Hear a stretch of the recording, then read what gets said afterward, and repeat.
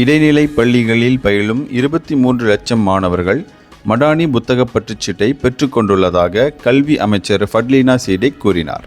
இம்மாதம் 8ஆம் தேதி வரை அவர்கள் அனைவரும் 190 மில்லியன் ரிங்கிட்டிற்கான மடானி பற்றுச்சீட்டுகளை பெற்றுக்கொண்டுள்ளதாக அவர் தமது ஃபேஸ்புக் பக்கத்தில் பதிவிட்டுள்ளார்.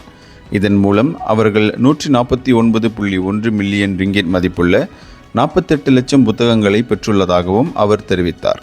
4ஆம் ஆண்டுக்கும் மேற்பட்ட மாணவர்களுக்கு புத்தக பற்றுச்சீட்டாக 50 ரிங்கிட் வழங்கும் வேளையில் இடைநிலை பள்ளி, தொழில்திறன் கல்லூரி, 6ஆம் படிவம், மெட்ரிகுலேஷன், ஆசிரியர் பயிற்சி கல்லூரி மாணவர்களுக்கு தலா 100 ரிங்கிட் பற்றுச்சீட்டு வழங்கப்படுவதாக கூறிய அவர்கள் அனைவரும் வரும் டிசம்பர் 31ஆம் தேதிக்குள் இந்த பற்றுச்சீட்டுகளை பெற்றுக்கொள்ளலாம் என்றார்.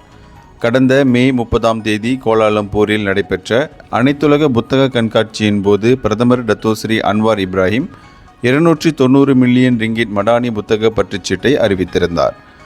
மாணவர்களிடையே படிக்கும் பழக்கத்தை ஊக்குவிக்கும் வகையில் இந்த மடானி புத்தக பற்றுச்சீட்டை அரசாங்கம் வழங்கியுள்ளதாக கூறிய அவர், இதன் மூலம் 35 லட்சம் மாணவர்கள் பயனடைவார்கள் எனவும் தெரிவித்தார்.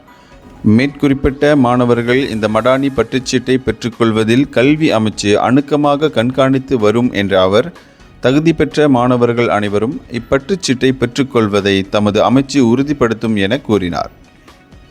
இந்தியர்களின் இதய குரல் மக்களோசை.